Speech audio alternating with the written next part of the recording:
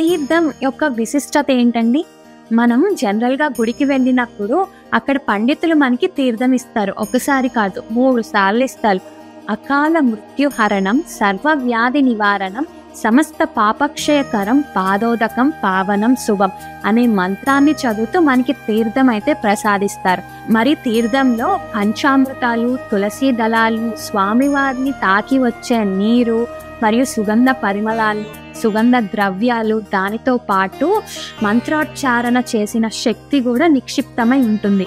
మరి ఇంతటి శక్తివంతమైన తీర్థాన్ని మనం తీసుకోవటం వల్ల, అందులోనూ 3 సార్లు తీసుకోవటం వల్ల మన ఆత్మశుద్ధి అనేది జరుగుతుందంట.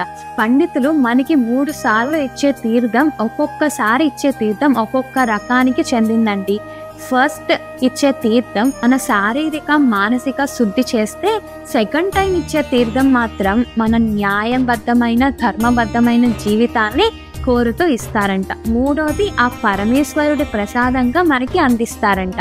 ఇది ఇలా ఉంటే మన తీర్థాన్ని తీసుకునేటప్పుడు కుడి చేతి కింద ఎడమ చేతిని ఖచ్చితంగా ఉంచాలి అని అంటున్నారు.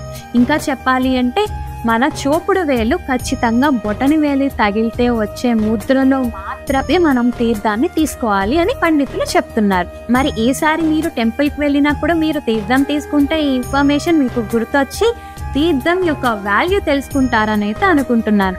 ఈ ఇన్ఫర్మేషన్ కనుక మీకు నచ్చినట్లయితే మీ ఫ్రెండ్స్ అండ్ ఫ్యామిలీ మెంబర్స్కి షేర్ చేయండి. వాళ్ళకి చాలా హెల్ప్ చేసిన వాళ్ళు అవుతారు. మరి ఇలాంటి మరిన్ని వీడియోస్ కోసం మా ఛానల్ని సబ్స్క్రైబ్ చేసుకోండి. మర్చిపోకుండా బెల్ ఐకాన్ మీద అయితే క్లిక్ చేయండి. ఎందుకంటే మేము ఏదైనా వీడియో కనుక అప్లోడ్ చేస్తే మీకు నోటిఫికేషన్ రావాలి కదా. సర్వే జన సుఖినో భవంతు.